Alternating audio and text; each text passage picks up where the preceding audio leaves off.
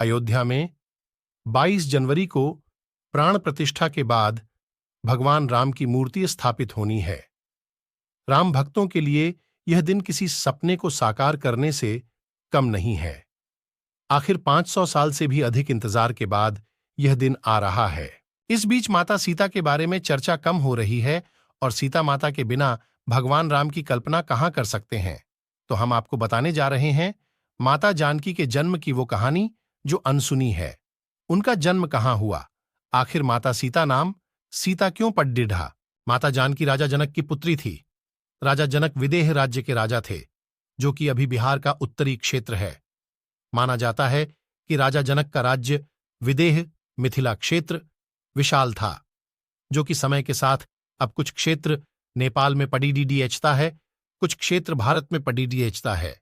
उन क्षेत्रों में आज भी मैथिली भाषा बोली जाती है।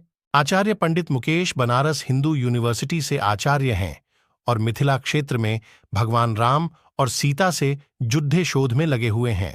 वो बताते हैं कि हिंदू धर्म ग्रंथों के अनुसार त्रेता युग में राजा जनक का राज्य सबसे खुशहाल था, लेकिन एक बार भीषण अकाल पड़ीडीडीएच गया।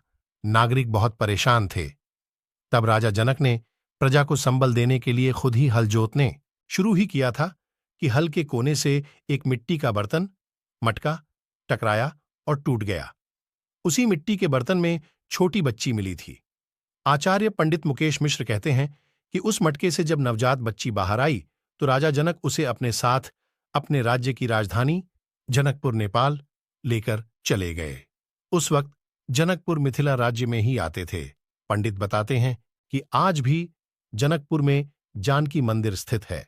आचार्य मुकेश बताते हैं कि जब बच्ची के नामकरण की बात आई तो राजा जनक ने बच्ची का नाम सीता रखा, क्योंकि हल के आगे के हिस्से को सीत कहते हैं और उससे टकराकर भूमि से उत्पन्न यानी सीता का जन्म हुआ था, अतः उनका नाम सीता रखा गया।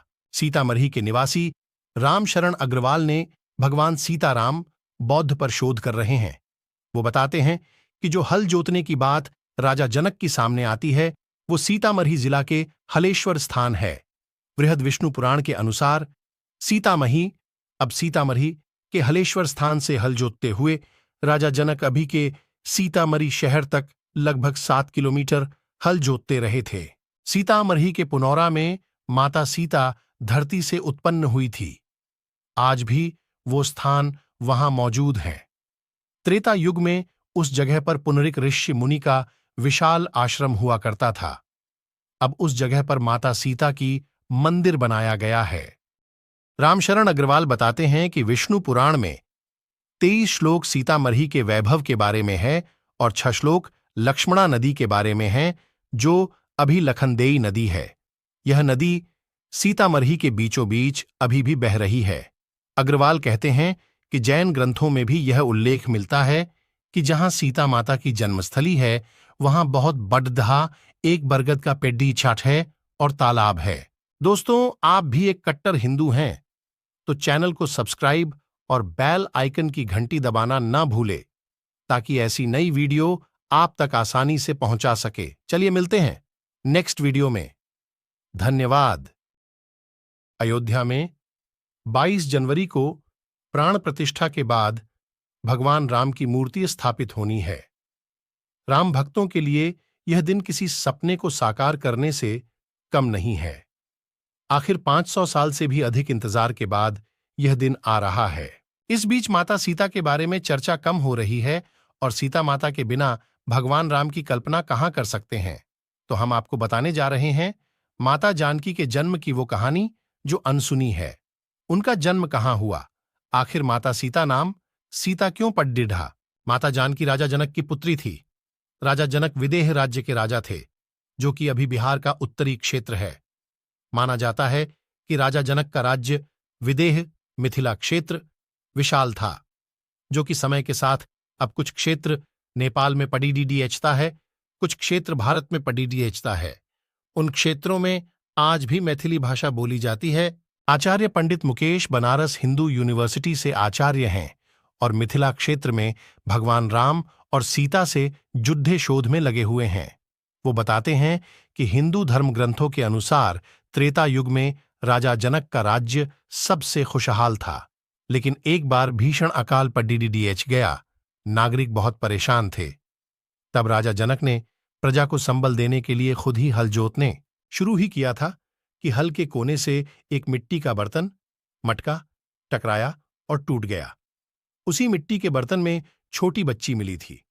आचार्य पंडित मुकेश मिश्र कहते हैं कि उस मटके से जब नवजात बच्ची बाहर आई तो राजा जनक उसे अपने साथ अपने राज्य की राजधानी जनकपुर नेपाल लेकर चले गए। उस वक्त जनकपुर मिथिला राज्य में ही आते थे। पंडित बताते हैं कि आज भी जनकपुर में जानकी मंदिर स्थित है। आचार्य मुकेश बताते हैं कि जब बच्ची के नामकरण की बात आई तो राजा जनक ने बच्ची का नाम सीता रखा, क्योंकि हल के आगे के हिस्से को सीत कहते हैं और उससे टकराकर भूमि से उत्पन्न यानी सीता का जन्म हुआ था, अतः उनका नाम सीता रखा गया। सीतामढ़ी के निवासी रामशरण अग्रवाल ने भगवान सीताराम बौद्ध पर शोध कर रहे हैं। वो बताते हैं कि जो हल जोतने की बात राजा जनक की सामने आती है वो सीतामढ़ी जिला के हलेश्वर स्थान है। बृहद विष्णु पुराण के अनुसार सीतामढ़ी अब सीतामढ़ी के हलेश्वर स्थान से हल जोतते हुए राजा जनक अभी के सीतामढ़ी शहर तक लगभग 7 किलोमीटर हल जोतते रहे थे। सीतामढ़ी के पुनौरा में माता सीता धरती से उत्पन्न हुई थी। आज भी वो स्थान वहां मौजूद है। त्रेता युग में उस जगह पर पुनरिक ऋषि मुनि का विशाल आश्रम हुआ करता था। अब उस जगह पर माता सीता की मंदिर बनाया गया है। रामशरण अग्रवाल बताते हैं कि विष्णु पुराण में 23 श्लोक सीतामढ़ी के वैभव के बारे में है और 6 श्लोक लक्ष्मणा नदी के बारे में हैं, जो अभी लखनदेई नदी है। यह नदी सीतामढ़ी के बीचों बीच अभी भी बह रही है। अग्रवाल कहते हैं कि जैन ग्रंथों में भी यह उल्लेख मिलता है कि जहां सीता माता की जन्मस्थली है वहां बहुत बड़धा एक बरगद का पेड्डी छाट है और तालाब है। दोस्तों, आप भी एक कट्टर हिंदू हैं तो चैनल को सब्सक्राइब और बेल आइकन की घंटी दबाना ना भूले ताकि ऐसी नई वीडियो आप तक आसानी से पहुंचा सके। चलिए मिलते हैं नेक्स्ट वीडियो में।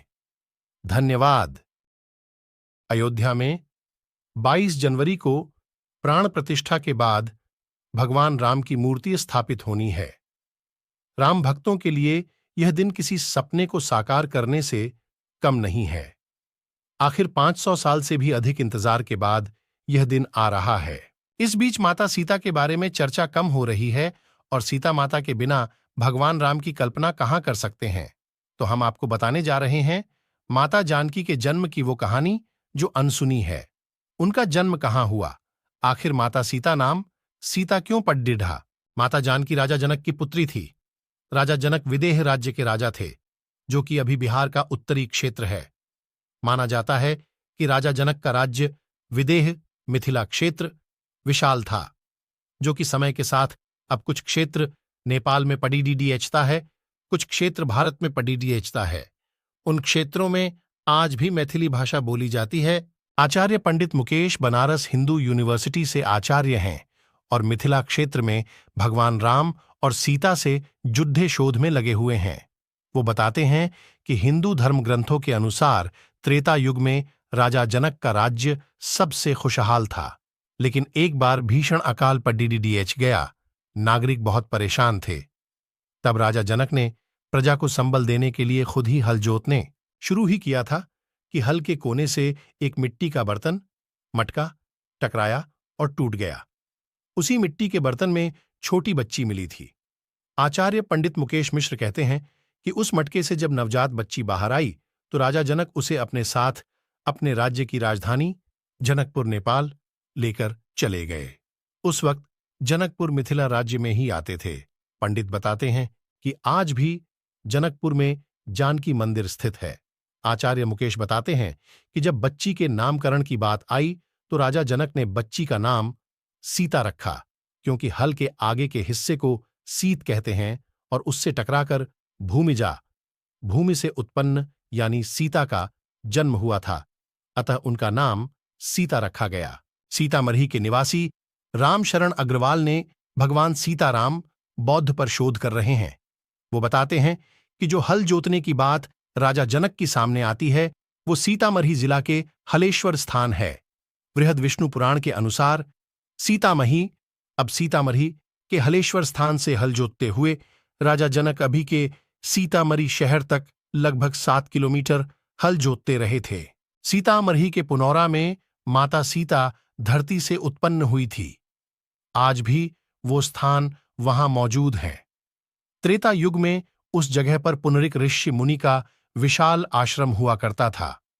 अब उस जगह पर माता सीता की मंदिर बनाया गया है। रामशरण अग्रवाल बताते हैं कि विष्णु पुराण में 23 श्लोक सीतामढ़ी के वैभव के बारे में है और 6 श्लोक लक्ष्मणा नदी के बारे में हैं, जो अभी लखनदेई नदी है।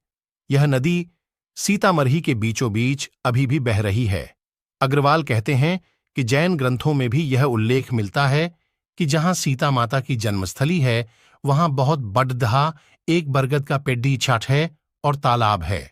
दोस्तों, आप भी एक कट्टर हिंदू हैं तो चैनल को सब्सक्राइब और बेल आइकन की घंटी दबाना ना भूले ताकि ऐसी नई वीडियो आप तक आसानी से पहुंचा सके। चलिए मिलते हैं नेक्स्ट वीडियो में।